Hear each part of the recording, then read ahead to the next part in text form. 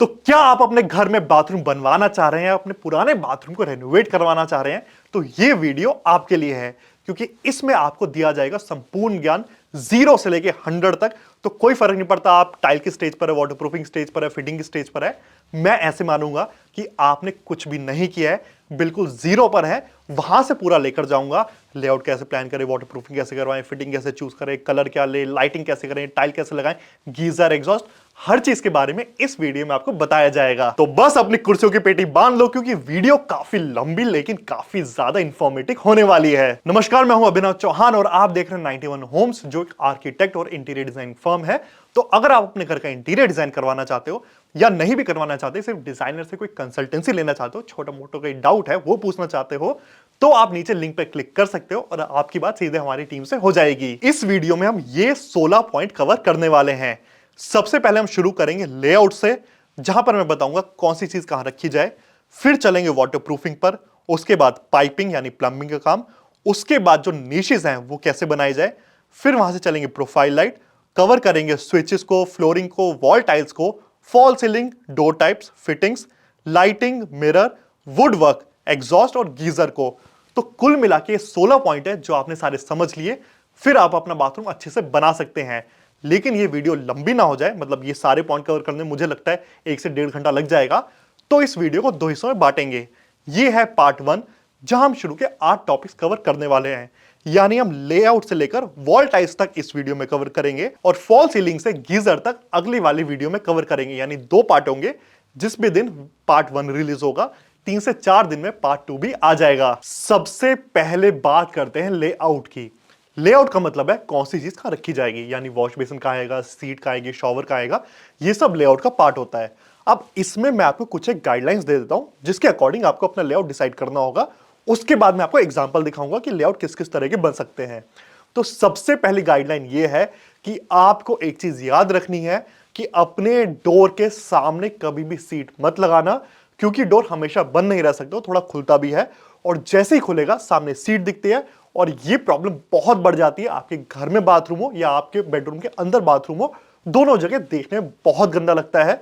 तो ये गाइडलाइन आपको याद रखनी होगी। सेकंड गाइडलाइन जो आपको ध्यान रखनी होगी वो ये कि आपके बाथरूम में हमेशा ड्राई एरिया और वेट एरिया दोनों अलग अलग होने चाहिए। इसका मतलब यह है कि जो शॉवर वाले एरिया होता है उसको वेट एरिया कहते हैं, क्योंकि वहां पानी का बहुत ज्यादा यूज होता है। और बाकी दोनों यानी वॉश बेसिन और सीट, इनको कहते हैं ड्राई एरियाज। इनके सेपरेट होना जरूरी है। इसका मतलब शॉवर एरिया एक कोने में और बाकी दोनों चीजें एक कोने में अलग अलग रहनी चाहिए। इससे होगा ये, मान लो आपने शॉवर बीच में लगा दिया, यानी इस तरफ सीट है, फिर शॉवर आ गया, फिर आपको वॉश बेसिन आ गया। अब जब भी आप शॉवर का यूज करेंगे तो आपके दोनों ड्राई एरिया में पानी गिरेगा और हमेशा आपका बाथरूम गीला रहेगा। इस वजह से जरूरी है कि दोनों को सेपरेट करके रखा जाए। नेक्स्ट गाइडलाइन आती है लेआउट में कि आपको किस चीज के लिए कितनी जगह चाहिए। इसमें मैं आपको मिनिमम बता देता हूं कि कम से कम इतनी जगह तो चाहिए। उससे ज्यादा तो भाई जितना बड़ा बाथरूम उतना स्पेस आप ले सकते हैं, लेकिन मिनिमम जो है वो मैं आपको समझा देता हूं। तो इसके लिए जो आपका शॉवर एरिया यानी जहां पर आप नहाने वाले हैं, उसके लिए आपको कम से कम 30 इंच की जगह तो चाहिए, यानी 2.5 फीट।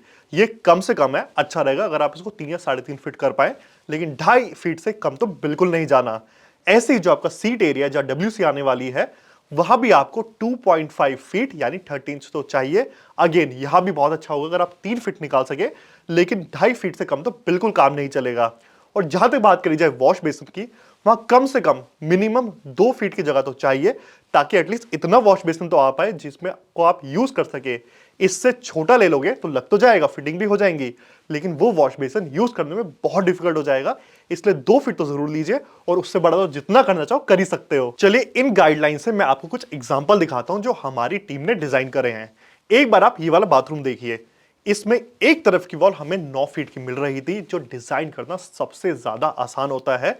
तो हमने 3 फीट की जगह ली अपने वेट एरिया यानी अपने शॉवर एरिया के लिए। 3 फीट डोर के बिल्कुल सामने की तरफ हमने दिया अपना वॉश बेसिन, ताकि डोर से एंटर करती वॉश बेसिन का यूज किया जा सके। और जो बची हुई 3 फीट है, वहां पर सीट हमने यहां लगाई है, लेकिन उसकी जगह वो सीट यहां भी आ सकती है। अब बाथरूम बड़ा हो तो उसको डिजाइन करना कोई चैलेंज नहीं हो, तो आप भी कर सकते हो, आपका डिजाइनर भी कर सकता है। चैलेंज आता है जब बाथरूम बहुत छोटा हो। जैसे हमारे पास ये एक डिजाइन आया था, जहां पर एक तरफ 4.5 फीट और दूसरी तरफ 5 फीट की वॉल मिल रही थी। इसमें हमें तीनों एरिया बनाने थे और साइज से आप समझ पा रहे होंगे कि ये बनाना कितना ज्यादा मुश्किल है। तो देखिए हमारे डिजाइनर्स ने क्या किया। यहां पर हमने कॉर्नर में 2.5 फीट बाय 2.5 फीट का एक सेट बनाया, जहां पर हमने शॉवर फिट किया। इतनी जगह मिनिमम तो चाहिए होती है नहाने के लिए। उसके बाद बचे हुए एरिया में हमने एक छोटा सा कॉर्नर वॉश बेसन दे दिया। आई नो बहुत छोटा है, लेकिन जगह के अनुसार हमें थोड़ा एडजस्ट करना पड़ा। और फिर जब दूसरी तरफ जगह बची, वहां पर हमने सीट फिक्स कर दी। तो देखिए इतने से एरिया में कितना एफिशिएंटली यूज कर दिया गया सारी जगह का। तो जो रूल्स मैंने बताए, इनको ध्यान में रखते हुए आप अपना बाथरूम खुद भी डिजाइन कर सकते हो, वरना कोई डिजाइनर से भी डिजाइन करवा सकते हो। चलिए, एक बार आपने लेआउट डिसाइड कर लिया, उसके बाद अगला जो चैलेंज आएगा वो आएगा वाटर प्रूफिंग का। वाटर प्रूफिंग के बारे में मैंने एक बहुत ज्यादा डिटेल में वीडियो बना रखी है, वो आप चैनल पर जाकर देख सकते हैं, वरना उसका डिस्क्रिप्शन में लिंक डाल दूंगा। वहां पर मैंने स्टेप बाय स्टेप क्लियर किया है हर चीज की कैसे करनी है। यहां पर मैं आपको शॉर्ट में बता देता हूं। तो सबसे पहले समझिए कि जो वाटर प्रूफिंग है वो हमेशा स्लैब के लेवल पर यानी लेंटर के लेवल पर करी जाती है। तो अगर आपको पुराना बाथरूम है उसमें करवानी है तो आप फ्लोरिंग का पत्थर निकलवाइए, उसके नीचे जितना भी मोटार है, जितना भी मलबा है, जितना खंगर है, वो सब निकलवा दीजिए। उसके बाद जो आपको फ्लोर मिलेगा वो होगा लेंटर, वहां पर आपको करवानी है वाटर प्रूफिंग। और अगर आपका नया बाथरूम बन रहा है तो कुछ भी करवाने से पहले जो आपका लेंटर का लेवल आपको मिला हुआ है उसके ऊपर ही आपको वाटर प्रूफिंग करवानी होगी। अब जब आप वाटर प्रूफिंग करवाएंगे तो मैंने पता नहीं इतनी बार ही गलती करते हुए देखा है कि कई बार ठेकेदार क्या कहते हैं, सीमेंट लेते हैं, उसका एक स्लरी बनाते हैं, मार देते हैं और कहते हैं वाटर प्रूफिंग हो गई। अब देखने में दोनों कलर एक जैसा लगता है तो जो ओनर है उनको भी लगता है हो गई वाटर प्रूफिंग, लेकिन ये सही तरीका बिल्कुल नहीं है। वाटर प्रूफिंग के लिए हमेशा केमिकल का यूज किया जाता है। जैसे मेरा जो फेवरेट केमिकल है वो बता देता हूं, आप चाहो तो और कोई भी यूज कर सकते हो। वो है डॉक्टर फिक्सिट, जिसको मैं अक्सर वाटर प्रूफिंग के लिए यूज करता हूं। अब जब आप इस केमिकल को यूज करें या आपका जो कॉन्ट्रैक्टर है, आपकी जो लेबर है वो यूज करें, वो दो गलतियां इसमें कर सकते हैं। पहली गलती, इसके अंदर सीमेंट मिला देंगे इस आर्गुमेंट के साथ कि पकड़ ज्यादा अच्छी होगी, जबकि ऐसा होता नहीं है और वाटर प्रूफिंग की अपनी जो स्ट्रेंथ है वो भी कम हो जाती है। तो केमिकल के अंदर आपको सीमेंट नहीं मिलवाना है। पहला पॉइंट तो ये हो गया। दूसरी गलती करते हैं कि केमिकल डालकर एक झाड़ू लेते हैं, उससे पूरे फैला देते हैं। ये भी बिल्कुल गलत तरीका है। वाटर प्रूफिंग बिल्कुल ऐसे की जानी चाहिए जैसे कपड़ा बनता है ना, बिल्कुल बुनाई के अनुसार। वैसे आप जब झाड़ू मार देते हैं तो जो उसके रेशे हैं वो आपस में मिल नहीं पाते और वाटर प्रूफिंग की इफेक्टिवनेस लगभग ना के बराबर हो जाती है। तो इसको करने का जो सही तरीका है वो सिर्फ एक है, वो है इसके कम से कम 2 कोट लगाने होंगे और दोनों कोट आपको जो पेंट का ब्रश आता है उससे करने हैं। और करने की भी एक टेक्निक है। आपने एक बार केमिकल को पानी के साथ मिलाकर रेडी किया, आप अपना ब्रश इसमें डुबाएंगे, उसके बाद जब पहला कोट करेंगे तो पूरे में एक डायरेक्शन में कोट करेंगे। यानी मान लीजिए कि आपका बाथरूम है, इस डायरेक्शन में सारे कोट होंगे, कोई ऐसे नहीं चलेगा, कोई ऐसे नहीं चलेगा, सारे एक डायरेक्शन में। अगर वर्टिकली जा रहे हैं तो सारे वर्टिकली जाएंगे, हॉरिजॉन्टली जा रहे हैं तो सारे हॉरिजॉन्टली जाएंगे। तो एक डायरेक्शन में करना है। उसके बाद आपको 8 से 10 घंटे देने हैं इसको सूखने के लिए।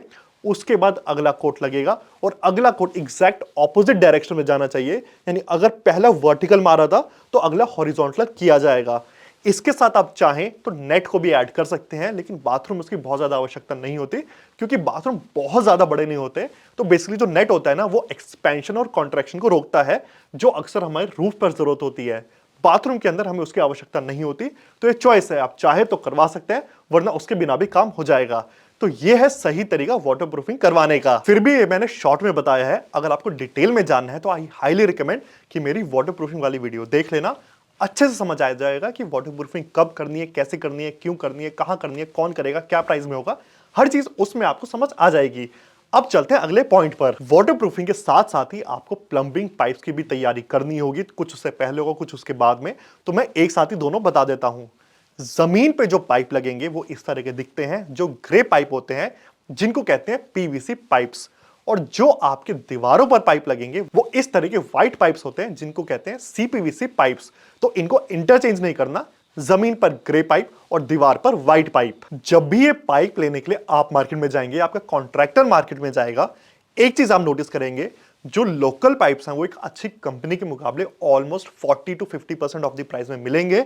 लेकिन यहां पर आपको लालच बिल्कुल नहीं करना है और ब्रांड के साथ कभी कॉम्प्रोमाइज नहीं करना है। सिर्फ और सिर्फ एक अच्छे ब्रांड में जाना है। क्योंकि ये पाइप एक बार लगेंगे और इनमें कोई भी डैमेज हुआ तो इनको रिपेयर करवाने की कॉस्ट कई बार बाथरूम की टोटल कॉस्ट से ज्यादा आ जाती है। इसलिए आपको यहां पर पैसा खर्च करना है और आपको अच्छी ब्रांड ही लेकर आनी है। जैसे हम अपने प्रोजेक्ट में अक्सर फिनोलेक्स, एस्ट्रल या सुप्रीम इस तरह की पाइप्स का यूज करते हैं। आप चाहें तो और कोई ब्रांड में भी जा सकते हैं, लेकिन हमेशा सिर्फ और सिर्फ ब्रांड में जाइएगा। लोकल बिल्कुल नो है इस पॉइंट पर। अब जब भी आप पाइप ले रहे होंगे, आप एक चीज और नोटिस करोगे, वो ये कि जो व्हाइट वाले पाइप होते हैं ना, किसी के ऊपर इस तरह की ब्लू लाइन बनी होती है और किसी के ऊपर इस तरह की रेड लाइन बनी होती है। आपको हमेशा रेड लाइन वाले लेकर आने हैं, क्योंकि रेड लाइन वाले आपके गर्म पानी को भी हैंडल कर सकते हैं, लेकिन ब्लू वाले नहीं कर पाएंगे। तो आपको लिए अच्छा होगा कि तो फर्क नहीं पड़ता कहां ठंडा पानी आना है, कहां गर्म पानी आना है, आप हर जगह इस तरह के रेड लाइन वाले पाइप का ही यूज करिए। अब जब भी आपका प्लम्बर इस पाइप को लगा रहा होगा तो कई जगह पाइप को ज्वाइंट भी करेगा। जहां ज्वाइंट होते हैं वहां एक एडहेसिव लगाया जाता है।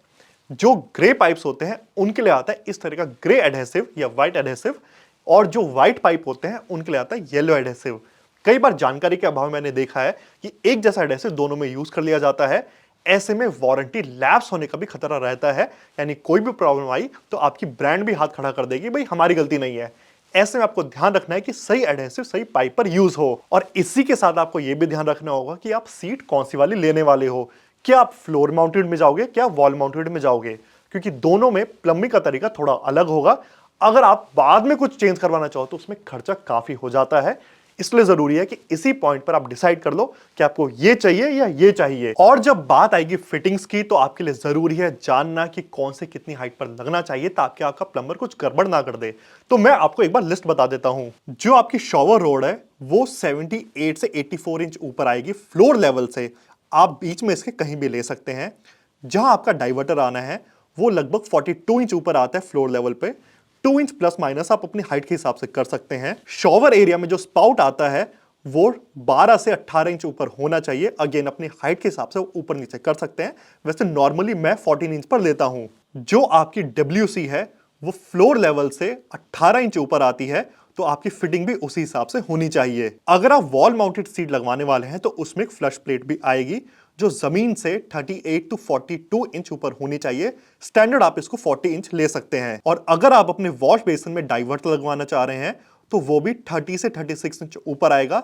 जनरली 33 या 34 इंच में लेता हूं। अब जब आप प्लम्बिंग के सारी पाइप का बता देंगे कहां पर कौन से लगना है, उसके बाद आपका जो भी मिस्त्री है, जो लेबर है, वो वहां पर कटिंग करना स्टार्ट करेगा। वहां पर वो झिरी काटना शुरू करेगा। यानी आपके बाथरूम में तोड़ाफोड़ी हो ही रही है, तो इसी दौरान आपको डिसाइड करना होगा निशेस कहां पर आने वाली है, क्योंकि उनमें भी थोड़ा सा ब्रेकेज, थोड़ी सी तोड़फोड़ होनी है। अच्छा, जिनको नहीं पता निशेस क्या होती है, पहले मैं फोटो दिखा देता हूं। इनको कहते हैं निशेस, जो आपकी बाथरूम की खूबसूरती तो बढ़ाती ही है, साथ ही में जो स्टोरिंग स्पेस है उसको भी कहीं ज्यादा बढ़ा देती हैं। आप कंफर्टेबली इसमें चीजें रख सकते हैं। हाँ, लेकिन आपको ध्यान रखना होगा कि ये निशेस सिर्फ उन दीवारों पर आ सकती हैं जो 9 इंच थिक है। जो नॉर्मल दीवार होती है, जो इंटरनल वॉल्स होती है, वो 4 इंच की होती हैं, उनमें निशेस नहीं आ सकती। तो आपकी जो भी वॉल्स है जो 9 इंच की है, वहां पर आप निशेस काट सकते हो। अब ये निशेस कहां ले सकते हैं उसका मैं आपको आइडिया देता हूं। सबसे इंपॉर्टेंट होता है शॉवर एरिया में निशेस बनाना, जहां अपनी शैम्पू की बॉटल, सोप, बाकी चीजें रख सकें आराम से। तो सबसे अच्छा रहेगा कि शॉवर एरिया में जो आपकी लंबी वाली दीवार आ रही है, वहां पर एक नीश डेफिनेटली होनी चाहिए। इस नीश को आप जमीन से, यानी जहां आपका पत्थर लग के खत्म हो जाएगा, उस वाले लेवल की बात कर रहा हूं ना, कि लेंटर लेवल की, उस वाले लेवल से 3 फीट ऊपर यानी 36 इंच ऊपर लेना। और ये नीश अपने आप में 12 से 18 इंच ऊपर हो सकती है, यानी 12 से 18 इंच इसकी हाइट हो सकती है। अब वो अपने हिसाब से आप एडजस्ट कर सकते हो। बहुत अच्छा रहेगा अगर पूरी की पूरी दीवार पे, यानी लेफ्ट टू राइट पूरे पर नीश काट दी जाए। फिर भी बीच में कोई पाइप आ रहा है, कोई प्रॉब्लम आ रही है, कोई बीम आ रहा है, तो कोई दिक्कत नहीं है, जितने में बन सकते उतने में बना लीजिए। लेकिन अगर वो दीवार अवेलेबल नहीं है तो जिस वॉल पर आपका डाइवर्टर, जिस पर शॉवर वॉल आई हुई है, वहां पर भी आप इस तरह के निशेस को आराम से काट सकते हैं। आप कितनी लेनी है, किस हाइट पर लेनी है, वो आप अपने हिसाब से एडजस्ट कर सकते हैं। लेकिन ये दीवार भी काफी उपयुक्त रहेगी आपके शॉवर एरिया में। इसके अलावा आप चाहें तो टॉयलेट सीट के आसपास यानी ऊपर, या फिर वॉश बेसिन एरिया में भी निश आराम से दे सकते हैं। लेकिन डिपेंड करता है कि वो दीवार 4 इंच की नहीं और 9 इंच की तो होनी चाहिए। और हमेशा ट्राई करें कि इन निशेस में आप ग्रेनाइट का यूज करें इनको अंदर से कवर करने के लिए। ऐसा इसलिए क्योंकि जब भी आप इनमें कोई भी चीज रखेंगे, शैम्पू रखेंगे, सोप रखेंगे, कुछ भी रखेंगे, उनके स्टेन नीचे आ सकते हैं। ग्रेनाइट की अच्छी बात यह है कि उनको स्टेन से कोई फर्क पड़ता नहीं है, लेकिन अगर आपने टाइल्स वगैरह का यूज कर लिया तो उसमें स्टेनिंग की दिक्कत आ सकती है और सफाई करने में प्रॉब्लम हो सकती है। अब जब आप निशेस बनाएंगे तो उनके अंदर प्रोफाइल लाइट लगाना बिल्कुल मत भूलना। देखने में आपकी निश एक नहीं 1000 गुना अच्छी लगने लगेगी, जैसा आप इमेजेस में देख पा रहे हैं। लेकिन जब भी आप प्रोफाइल लाइट यूज करें तो मैं रिकमेंड करूंगा कि नॉर्मल वाली यूज ना करते हुए इस तरह की जो सिलिकॉन ट्यूब वाली प्रोफाइल लाइट आती है उनका यूज करिए। इनको पानी से कोई खास असर पड़ता नहीं है, हालांकि ऊपर है तो पानी अंदर जाने के वैसे भी कम चांस है, फिर भी हो गया तो क्योंकि सिलिकॉन है तो उसको पानी से कोई फर्क नहीं पड़ेगा। और दूसरा अच्छी बात यह भी है कि इनमें कोई भी डाइवर्टर नहीं आता है, तो आपको अलग से सोचने की जरूरत नहीं है कि मैं डाइवर्टर कहां फिट करूं, तो आप सिंपली इसको लगाकर भूल सकते हैं। इसलिए जहां जहां नीश कटे वहां अपने इलेक्ट्रिशियन को पहले कह दीजिए कि लाइट का कनेक्शन चाहिए, ताकि वहां पर वो पाइपिंग और आपके वायर्स को डाल सके, इसलिए उसको एडवांस में इन्फॉर्म करके रखिए। दूसरा ये भी ध्यान रखिए कि जब भी आप प्रोफाइल लेने वाले हैं तो हमेशा चूज करिए वार्म व्हाइट लाइट। जिनको नहीं पता है 3 तरह के कलर आते हैं, वार्म व्हाइट, कूल व्हाइट और नेचुरल व्हाइट। कूल व्हाइट और नेचुरल व्हाइट आपको निशेस में यूज नहीं करनी है, क्योंकि यहां पर हमारा मेन ऑब्जेक्टिव है ब्यूटीफाई करना, और ब्यूटीफाई करने के लिए सबसे अच्छा कुछ है तो वो है वार्म व्हाइट लाइट, जो देखने में बहुत अच्छी लगती है और इनके नीचे जो भी सामान होगा वो भी देखने में बहुत अच्छा लगने लगेगा। तो इसलिए आपको हमेशा यूज करनी है यहां पर वार्म व्हाइट लाइट। चलिए अब आपका इलेक्ट्रिशियन प्रोफाइल लाइट की वायर्स डाल रहा है तो साथ ही में स्विच बोर्ड की बात कर लेते हैं कि स्विच बोर्ड कहां कहां आने चाहिए। सबसे इंपॉर्टेंट, जिस भी डायरेक्शन में आपका डोर खुल रहा है उसकी ऑपोजिट डायरेक्शन में एक स्विच बोर्ड आना होगा, जिसमें सारी लाइट, आपके एग्जॉस्ट, आपके फैन और आपका गीजर, इनके कनेक्शन यहीं पर होने चाहिए। काफी लोग गीजर कनेक्शन अलग से लेते हैं, गीजर के साइड में स्विच लगाते हैं, वो आपको नहीं करना है, देखने में बहुत पुराना और बहुत गंदा लगता है। उसकी इंटरनल वायरिंग आपको देनी है और उसका कनेक्शन यहां पर होना चाहिए, यानी ये 16 एंपियर का स्विच लगेगा और बाकी सारे नॉर्मल स्विच लगेंगे।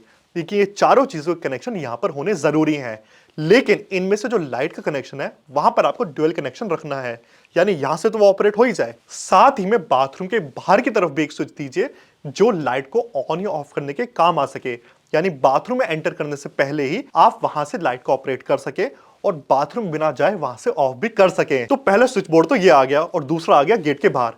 तीसरा आपको चाहिए आपके जहां भी वॉश बेसिन है उसके साइड में, वहां पर आपको एक प्लग पॉइंट चाहिए और साथ ही में मिरर की जितनी भी लाइट्स है उनका कनेक्शन भी आप यहीं पर दीजिए।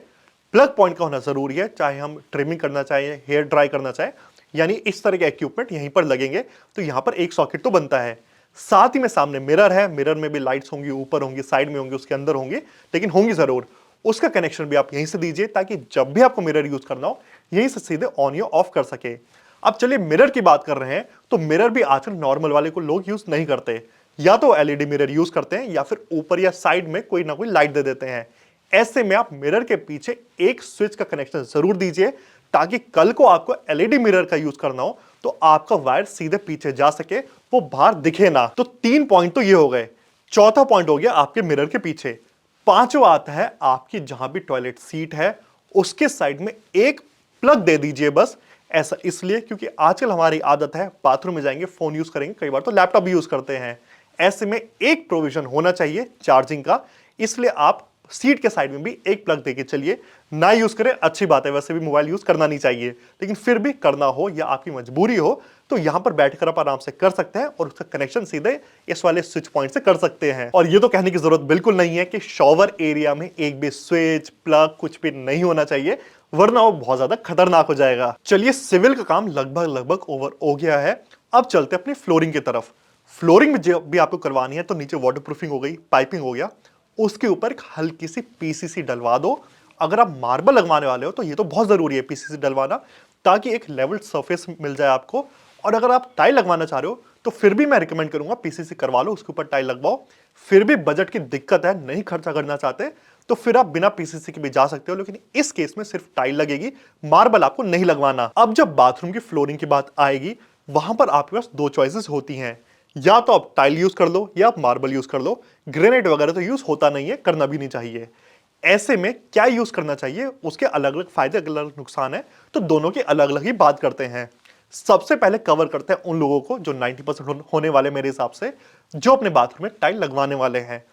टाइल हमेशा फ्लोरिंग पर 2x2 यानी 2 फीट बाय 2 फीट की लगवाना। ऐसे में आपको लेवलिंग करने में, यानी जो फ्लो होता है पानी का उसको मेंटेन करने में आसानी होगी। अगर आपने बड़ी साइज की टाइल यूज कर ली तो वो जो लेवल है वो मेंटेन नहीं हो पाता और आपका पानी का जो फ्लो है वो स्लो हो जाता है। और ये जो आप टाइल्स लेकर आओगे ये हमेशा एंटी स्किड और मैट फिनिश के लेकर आना, आपको नॉर्मल ग्लॉसी में नहीं जाना है, वरना आप स्लिप होने के चांसेस बहुत बढ़ा दोगे। इसलिए मैट एंटी स्किड टाइल ही आपको लेकर आनी है। और जब भी दो टाइल्स को लगाओ तो बहुत सारे लोग इसके बीच में थोड़ा सा गैप करके बीच में ग्राउटिंग भरवा देते हैं, उसकी आवश्यकता अब नहीं है। हमने नीचे वैसे ही वाटरप्रूफिंग करवा दी है, पीसीसी करवा दी है, तो आपके लिए पानी का खतरा अब लगभग ना के बराबर बचा है। ऐसे में ग्राउटिंग करवा के क्यों अपने वॉशरूम की जो शोभा है, जो उसकी ब्यूटी है, वो बिगाड़ना चाह रहे हो? ऐसे में आप सारी टाइल्स को जॉइंट करवा कर लगाओ। इसको कहते हैं पेपर जॉइंट टेक्निक, यानी बीच में कोई ग्राउटिंग का यूज नहीं होगा, सारी टाइल्स बिल्कुल मिलाकर लगा दी जाएंगी। अब ऐसे में बहुत जरूरी है कि आप सिर्फ और सिर्फ अच्छी कंपनी की टाइल लेकर आओ। मेरा वैसे भी काफी बायसनेस रहता है इस तरफ कि चीज यूज करो तो ब्रांड की यूज करो, वरना यूज मत करो। ऐसे में टाइल्स भी आप अच्छी ब्रांड की लेकर आओ ताकि उसमें बहुत ज्यादा अंडुलेशन ना हो और लेवलिंग आराम से मेंटेन और मैच हो सके। तो हो सकता है आपके दिमाग में एक डाउट आए, वो ये कि क्या इसको सीमेंट मोटार का यूज करके लगाया जाए या फिर केमिकल का यूज करके लगाया जाए। इसका सिंपल सा जवाब है कि अगर आप फ्लोरिंग पर कुछ भी लगा रहे हो वहां आपको केमिकल यूज करने की आवश्यकता नहीं है। केमिकल यूज होता है मेजरली जो स्मूथ सरफेस होता है उनके ऊपर या वॉल्स के ऊपर। यहां हमारा वैसे भी सरफेस है, कच्चा है, वो पकड़ अच्छी बना लेगा। ऐसे में आप सिंपली सीमेंट मोटार के साथ चले जाओ, केमिकल मिलाने की कोई आवश्यकता नहीं है फ्लोरिंग टाइल्स के लिए। और जब भी टाइल्स लेने आप जाओगे मार्केट में, आपको दो ऑप्शन मिलेंगे, आपको विट्रिफाइड टाइल मिलेंगी, आपको सेरेमिक टाइल भी मिलेंगी। आप कोशिश करिए कि आपको विट्रिफाइड टाइल ही लेकर आनी है। उनकी पहचान सिंपल से ये होती है कि जब भी आप उनको पलट के देखेंगे वो पीछे से व्हाइट या थोड़ा ग्रेश होती हैं और सेरेमिक वाली पीछे से थोड़ा रेडिश होती हैं। सेरेमिक वाली एक तरह की कच्ची टाइल्स होती है, मतलब कच्ची का मतलब ये नहीं बिल्कुल मिट्टी होती है, ठीक होती हैं, लेकिन उनमें वाटर एब्जॉर्प्शन कैपेसिटी ज्यादा होती है, तो बाथरूम में जब भी पानी पड़ेगा वो टाइल्स उस पानी को पी सकती हैं, जिस वजह से उनका कलर भी एक टाइम के बाद फेड अवे होने लगता है। इस वजह से मेरी बहुत हैवी बायसनेस है कि आप विट्रिफाइड टाइल का यूज करें, सेरेमिक टाइल का यूज ना करें। लेकिन यहां पर आपको एक प्रॉब्लम आ सकती है। विट्रिफाइड में अक्सर आपको नियरली प्लेन या थोड़े बहुत पैटर्न वाले इस तरह के डिजाइन मिल जाएंगे।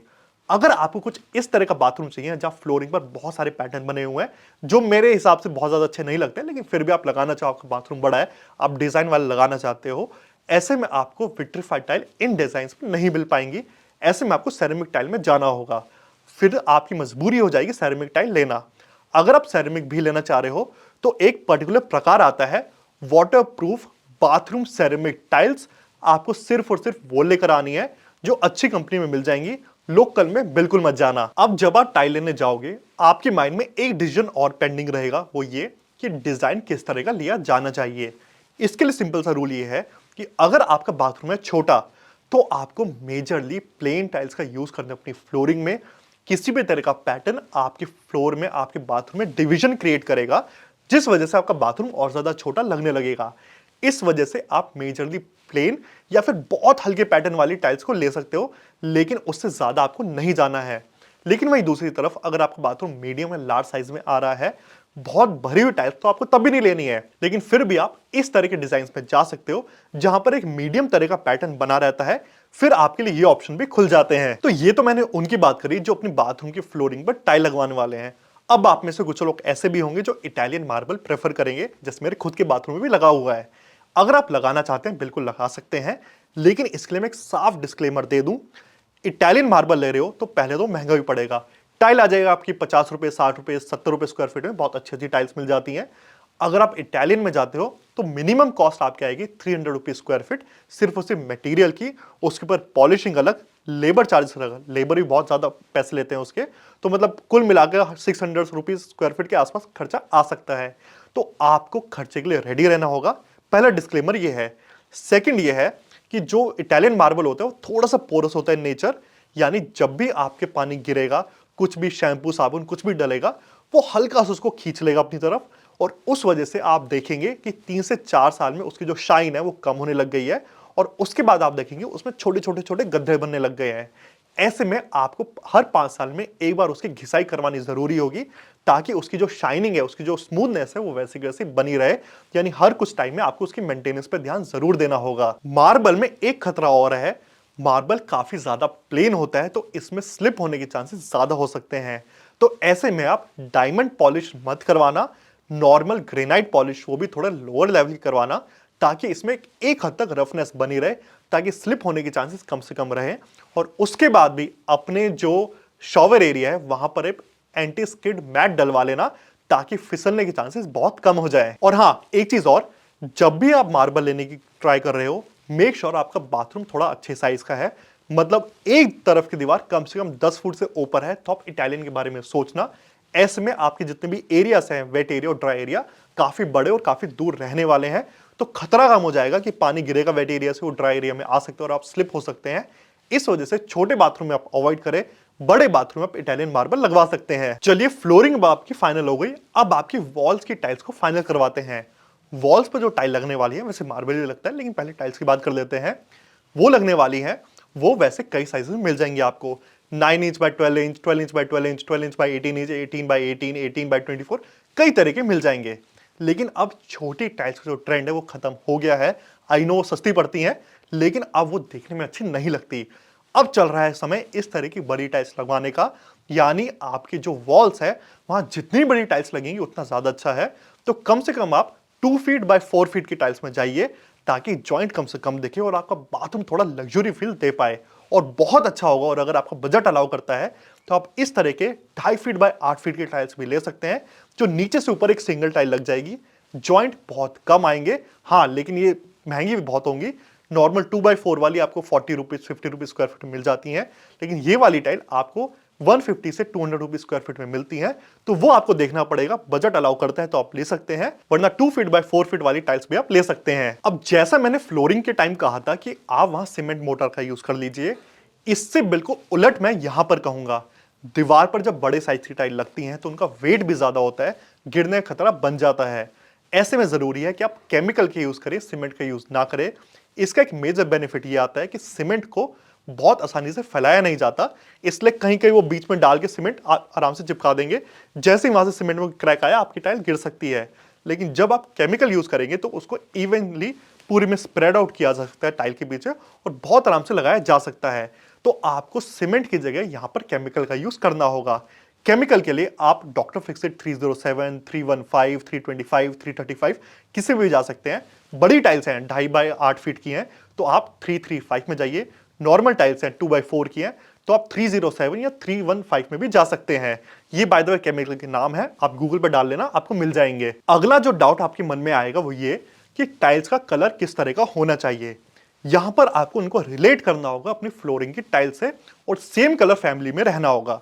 यानी आपने अगर फ्लोरिंग में कोई बेज कलर की टाइल यूज करी है फॉर एग्जांपल, तो आपको same colour family, same colour नहीं, बाय द वे ध्यान सुनिएगा, सेम कलर की बात नहीं हो रही है, सेम कलर फैमिली की बात हो रही है। यानी नीचे थोड़ा डार्क बेज लगा है तो दीवार पे थोड़ा लाइट बेज, थोड़ा बेज वाले पैटर्न, इस तरह का कुछ देख लो। ऐसा मत करना कि नीचे तो बेज लगा हुआ है और आपकी दीवारें व्हाइट या ग्रे में चली गई, देखने में काफी अजीब लगेगा और देखने में अच्छा भी नहीं लगेगा। इस वजह से जरूरी है कि सेम कलर फैमिली को फ्लोरिंग और वॉल्स दोनों में यूज किया जाए। अगला डाउट आपके मन में आ सकता है, कलर फैमिली तो ठीक है चूज कर देंगे, लेकिन कलर किस तरह का होना चाहिए। तो उसके लिए सिंपल सा आंसर ये है कि आपको देखना है कि आपका बाथरूम छोटा है कि बड़ा है। छोटे का मतलब यह है कि अगर वो 70 स्क्वायर फीट से कम है, यानी 70 स्क्वायर फीट से कम है, तो वो स्मॉल कैटेगरी में है। उससे बड़ा है तो मीडियम या लार्ज की कैटेगरी में जा सकता है। और अगर आपका कैटेगरी स्मॉल आ रही है, मेक श्योर कि आप डार्क पैटर्न में या डार्क बाथरूम बिल्कुल ना बनवाए, हल्के रंग की टाइल्स यूज करिए और उनके ऊपर इंपॉर्टेंटली जो पैटर्न होना चाहिए वो भी आप हल्का यूज करिए। इसमें मैं आपको कुछ एग्जांपल दिखाता हूं, वहां से समझाता हूं। अब ये सारे बाथरूम देखिए, इनमें बाथरूम का साइज छोटा है, लेकिन क्योंकि दीवारों पर हल्के कलर की टाइल्स का यूज किया गया है तो देखने में थोड़े से बड़े लगते हैं। लेकिन वहीं दूसरी तरफ अगर हम डार्क पैटर्न्स या डार्क कलर का यूज करते तो ये देखने में और ज्यादा छोटे लगने लगते हैं। इसमें मैं आपको अपनी तरफ से पैटर्न रिकमेंड कर देता हूं, अगर आपको वो पसंद है तो आप वो ले सकते हैं। एक पैटर्न होता है जिसको कहते हैं ऑनिक्स फिनिश, जैसा आप स्क्रीन पर देख पा रहे होंगे। इसमें कोई भी डिफाइन लाइन नहीं होती, बड़ा ब्लरी सा कोई पैटर्न बना होता है। इस तरह की बाथरूम टाइल्स बहुत अच्छी लगती हैं और छोटे बाथरूम के लिए तो बहुत अच्छी हैं, तो आप भी इनमें जा सकते हैं। वरना कोई और पसंद आए वो भी ले सकते हैं। जस्ट मेक श्योर कि पैटर्न और कलर दोनों थोड़े हल्के हो। लेकिन अगर आपका बाथरूम छोटा नहीं है और वो बड़ा कैटेगरी में आ रहा है तो आप बेशक डार्क थीम में भी जा सकते हैं। वैसे भी आजकल काफी ट्रेंड में चल रहा है, देखने में बहुत अच्छा लगता है। तो आप डार्क बाथरूम बनवा सकते हैं। फ्लोरिंग लाइट रखिए और जो वॉल की टाइल्स है उनको आप डार्क कर दीजिए, देखने में बहुत अच्छा लगेगा, लेकिन सिर्फ तब जब आपका बाथरूम बड़ा है। चलिए इस गाइडलाइन की मदद से आप चूज कर सकते हैं कि आपको डार्क पैटर्न में जाना है, लाइट में जाना है, वो आपकी चॉइस हो गई। इसके बाद आपके मन में सवाल आएगा हाईलाइटिंग का। बाथरूम में कोई एक एरिया तो हम हाईलाइट करवाते ही हैं, अब सवाल आता है वो किस तरह से करवाया जाए। तो पहले मैं आपको बता देता हूं क्या नहीं करना है, फिर मैं बताऊंगा क्या करना है। अब ये इमेजेस देखिए, पहले इनका ट्रेंड बहुत था, बाथरूम में एक स्ट्रिप या दो स्ट्रिप अलग टाइल की घुमा दी जाती थी पूरे में और उसको एक हाइलाइटर की तरह यूज किया जाता था। ये देखने में अब पुराना लगता है और अब इसका ट्रेंड आउट हो गया है। अब जो ट्रेंड चल रहा है वो ये है कि आप कोई एक एरिया लेते हैं, शॉवर एरिया, सीट एरिया या वॉश बेसिन एरिया, उसको ऊपर से नीचे पूरा हाईलाइट करवा देते हैं और बाकी टाइल्स को यूज नहीं करते। यानी एक एरिया में अलग टाइल और बाकी पूरे एरिया में अलग टाइल्स। आप जो स्क्रीन पर देख रहे हैं वो कुछ इस चीज के एग्जाम्पल हैं, लेकिन ये आपको तभी करना है जब आपका बाथरूम का साइज मीडियम या लार्ज है। अगर वो बहुत छोटा है तो फिर आपको कोई भी अलग टाइल किसी भी एक एरिया में नहीं लगानी है, वरना वो एक डिवीजन क्रिएट करेगा और आपका छोटा बाथरूम और छोटा दिखने लगेगा। तो अगर मीडियम यानी 40-50 स्क्वायर फीट से ज्यादा का बाथरूम है तो फिर ठीक है, आप इस तरह के पैटर्न में जा सकते हैं। अदरवाइज सारी वॉल्स पर एक जैसी टाइल लगवाइए, टाइल अच्छी ले लीजिए, फिटिंग अच्छी ले लीजिए, फिटिंग का कलर अलग ले लीजिए, वहां से ब्यूटिफिकेशन करिए, लेकिन टाइल आपको एक जैसी रखनी होगी। लेकिन अगर आप मीडियम या बड़े में हैं और इस तरह की टाइल्स लगवाना चाह रहे हैं तो बिल्कुल लगवा सकते हैं, देखने में बहुत अच्छी लगती हैं। इसमें एक छोटी सी गाइडलाइन है जो आप फॉलो कर देना, वो ये, जब भी आप किसी एक एरिया में अलग टाइल्स लगवाना चाह रहे हो तो सबसे पहले तो वो कॉन्ट्रास्ट होनी चाहिए। यानी ऐसा ना हो यहां पर थोड़ी लाइट बेज हो गई, बीच में थोड़ी डार्क बेज हो गई, वो मत करना, देखने में बहुत बेकार लगेगा। बिल्कुल अलग कॉन्ट्रास्ट, अलग पैटर्न में होनी चाहिए। जैसे एग्जांपल समझिए, इन सारे में देखिए पूरे बाथरूम में एक तरह की टाइल है, बीच में एक आ गई प्लैंक टाइल्स यानी जैसी वुड जैसी दिख रही है। वरना ये वाला बाथरूम देखिए, यहां पर मोरक्कन टाइल्स हाईलाइट किया गया है, तो आप देख पा रहे होंगे कि कैसे कलर भी अलग है, प्लस टाइल्स का जो साइज है वो भी अलग किया गया है थोड़ा सा हाईलाइट करने के लिए। तो इस टेक्निक का यूज कर आप बहुत आराम से बहुत अच्छे अच्छे पैटर्न का यूज कर सकते हैं। और पिंटरेस्ट पे जाओ, गूगल पे जाओ, आपको बहुत आइडियाज मिल जाएंगे। बस आपको ध्यान रखना है कि जब भी हाईलाइट करवाओ टाइल का साइज भी अलग होना चाहिए, उसका कलर भी बिल्कुल अलग होना चाहिए। अब लोग बाथरूम में एक वॉल को हाईलाइट करवाने के लिए वॉलपेपर का भी यूज करने लग गए हैं। आई नो काफी लोगों को झटका लगेगा भाई बाथरूम वॉलपेपर कैसे, लेकिन अब इस तरह के वॉलपेपर आने लग गए हैं जो बाथरूम में लगाए जा सकते हैं, जिनको पीवीसी या विनाइल वॉलपेपर कहा जाता है। इन पर पानी का असर नहीं होता है, लेकिन जस्ट मेक श्योर कि इनके पीछे से पानी ना आ जाए, वरना ये बाहर आ जाएंगे, फूल जाएंगे। तो ये आपका इंश्योर करना पड़ेगा। वरना आप वॉलपेपर का भी यूज कर सकते हैं किसी एक दीवार पर। वो शॉवर एरिया में मत लगवाइएगा, थोड़ा सा वो अवॉइड करिए, लेकिन इसके अलावा सीट एरिया हो गया या वॉश बेसिन एरिया हो गया, वहां पर आप वॉलपेपर से यूज भी कर सकते हैं। इसी के साथ हमारा बाथरूम 101 का पार्ट 1 होता है खत्म, जहां पर हमने 8 पॉइंट कवर करे लेआउट से वॉल टाइल्स तक। और मुझे उम्मीद है ये सारे पॉइंट आपको समझ आ गए होंगे। फिर भी कोई ना आया हो तो नीचे कमेंट करें, हमारी टीम 25 से 30 मिनट में उसका जवाब वहीं कर देगी। अब इसके पार्ट 2 में हम कवर करेंगे फॉल सीलिंग से गीजर के पॉइंट, यानी ये 8 पॉइंट हैं जो हम अगली वीडियो में कवर करने वाले हैं। तो जब भी आपको ये वीडियो दिखेगी, पार्ट 1 आएगा, उसके 4 से 5 दिनों में पार्ट 2 आ जाएगा। दोनों वीडियोस को देखिएगा ताकि आप अपना बाथरूम अच्छे से डिजाइन कर सकें। तो चलिए अब मुझे दीजिए इजाजत, अब मैं मिलूंगा आपसे पार्ट 2 में। तब तक के लिए गुड बाय।